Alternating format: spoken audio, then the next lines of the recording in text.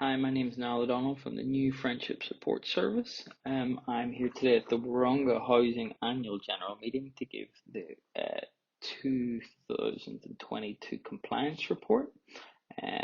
Just before I begin, I would like to begin today by acknowledging the Gamigal people, the traditional custodians of the land on which we gather today, and pay my respects to their elders past, present and future.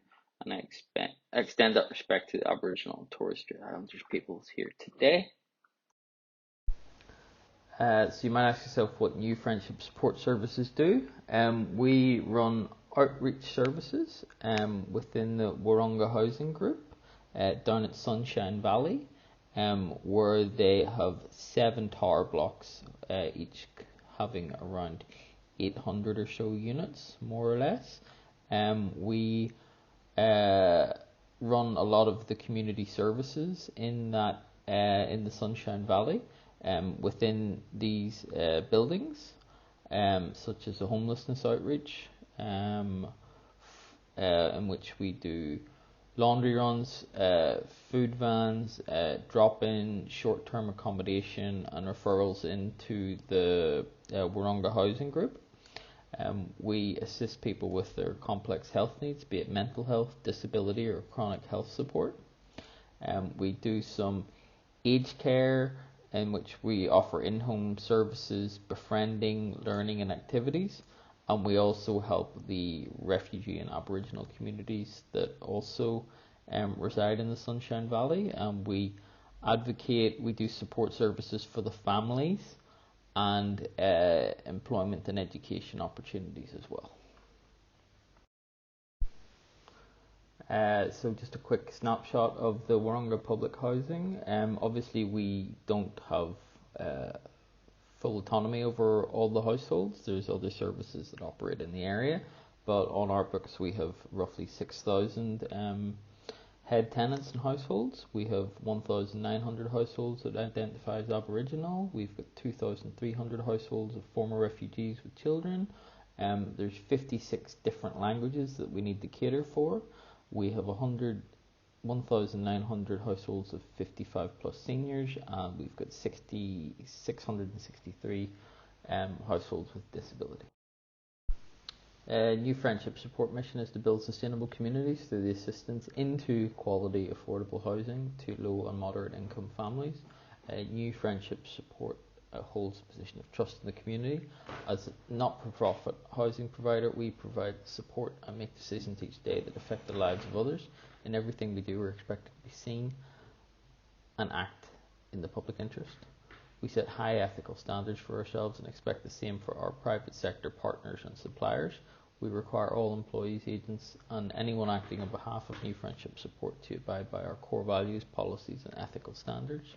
We conduct all business activities with honest, fairness, and consistency, and all our policies and procedures can be referenced on our website.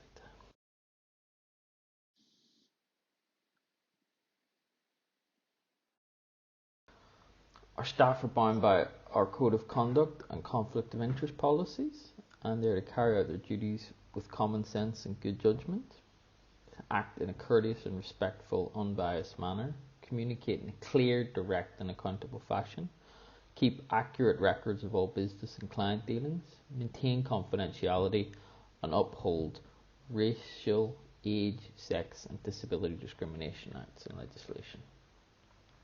Due to our client base being from very broad backgrounds and demographics, we've brought in various policies to maintain a balance both within the company and clients represented. We strive to maintain a workforce that reflects our client base, so that building rapport and trust amongst clients is easy, facilitated and culturally competent. We want all our clients to be safe from discrimination, and the quality of service we offer shouldn't have a bearing on their race, colour, nationality, sex, sexuality, disability or age. Indigenous Australians face many barriers in the housing market, including discrimination, cultural and historical pressures, such as extended family structures and intergenerational trauma. This quote from the Australian Institute of Health and Welfare in 2021. Historically, Indigenous Australians are overrepresented among the people who are homeless, and those seeking assistance in housing.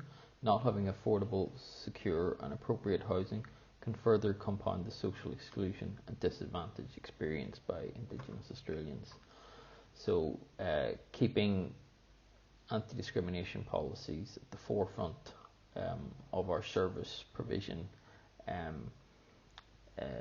assists them in getting their housing needs met. When onboarding new staff into our services, we make sure that cultural competency is at the forefront of their training, and that we back this up with 5 studies have demonstrated that cultural competency training of healthcare providers was significantly associated with increased patient satisfaction. Happy clients maintains the longevity of the business partnerships going forward. Here's a list of inclusive calendar events for Aboriginals and refugees that we'll be holding around the Sunshine Valley area this year, just demonstrating some of the culturally significant days and religious holidays that we will be assisting our communities help celebrate, and we'll be doing this at our community hall, where we will be having activities and feasts and acknowledging country and prayers. Here's a list of some of the initiatives that we will be pushing forward at the new Friendship Support Services for the 2022. We'll be offering interpreters to clients who are linguistically diverse, mandatory cultural competency training for all staff, especially regarding Indigenous people. We'll be having signage produced in buildings in the top demographic languages. We'll have brochures also produced in the top demographic languages. We will do priority hiring for speakers of multiple languages. We will have a balanced quotas for both staff and client bases so that there's no over-representation. We have hiring procedures that are regularly audited by outside consultants. We have a ban on family and friend hiring incentives. We offer language classes to staff and paid incentives for completion to better represent our clients. And we offer over 800 online modules in the in-house learning portal. We have a dedicated hotline and website for reporting discriminatory behaviour. It's 1-800-STOP-THAT, or also on the website www.nfss.com.au/stop-that. And we regularly send out client surveys and also to staff just to check the pulse on how they're feeling about services that we provide and how they can be improved. If there are any complaints, there's a 48-hour response time frame.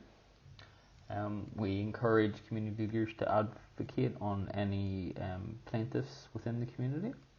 We have a tenant coordination panel initiative to bring issues to the board of directors, and we keep recording of incidents and complaints reports on file for 10 years.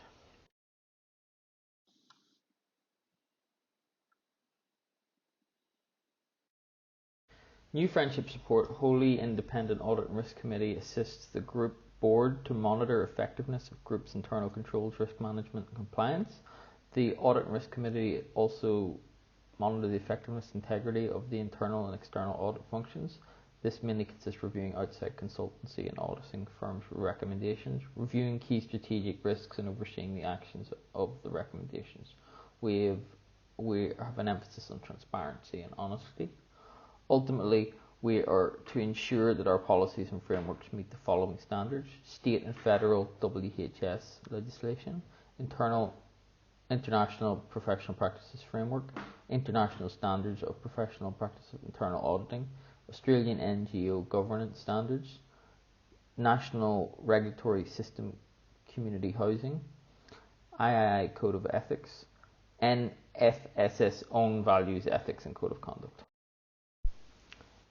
This quote here that unionisation and higher working productivity often go hand in hand. Fairness, safety on the job, and wages that reflect marketplace success contribute to more motivated workers. People often say that if you pay the right amount, you don't have to look for the workers will come to you. And we're a firm believer that if you look after your staff, they will look after you.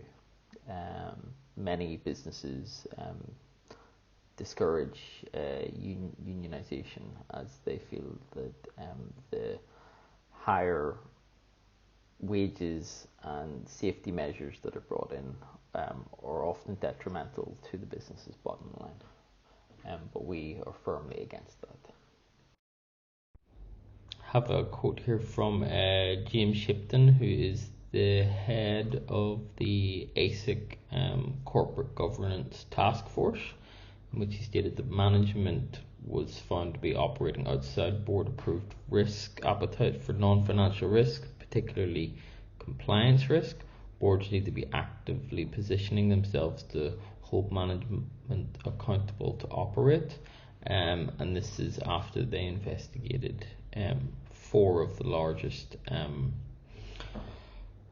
financial companies in Australia, and found that a lot of their compliance record keeping was very hard to translate into any meaningful data for them to be able to audit,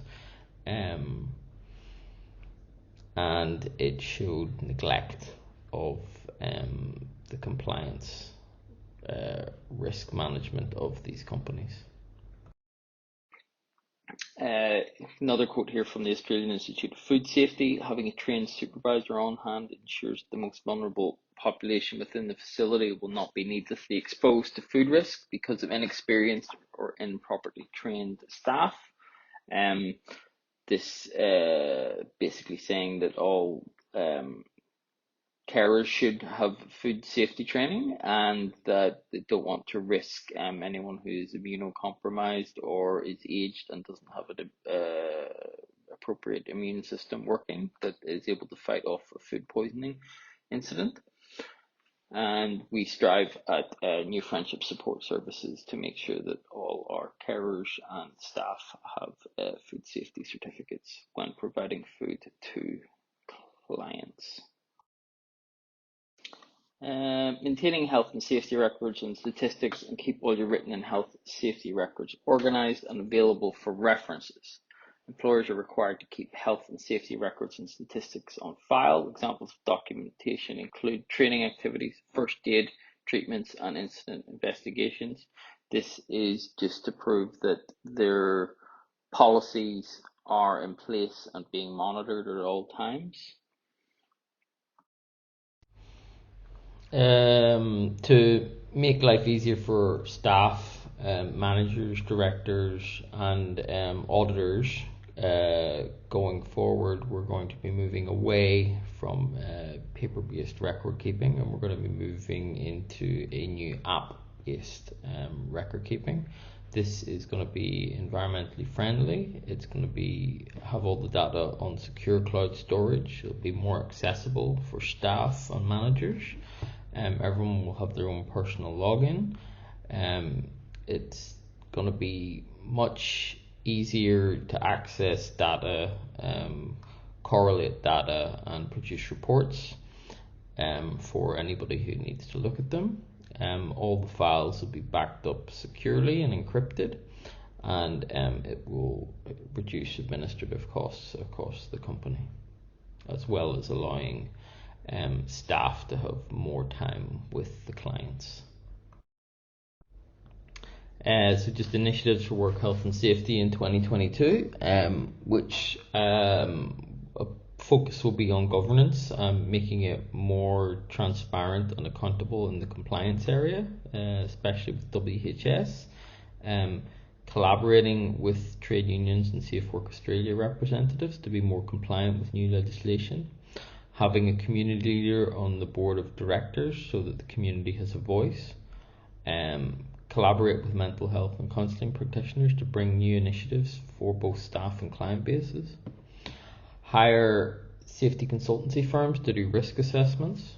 Have subsidised New South Wales food safety certificates on offer to staff.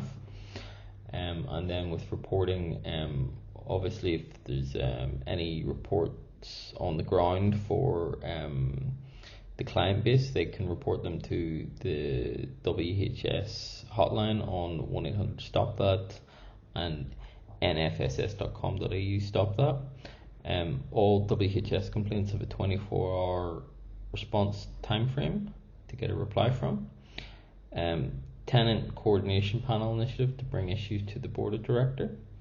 Age and disability access to be a priority, and as discussed, we've got the new digital app recording portal, and everything to be backed up onto secure cloud storage servers. I just want to thank you for your time today, and I hope this has been enlightening into how the new Friendship Support Service operates and will continue to operate going into the future. Thanks for your time.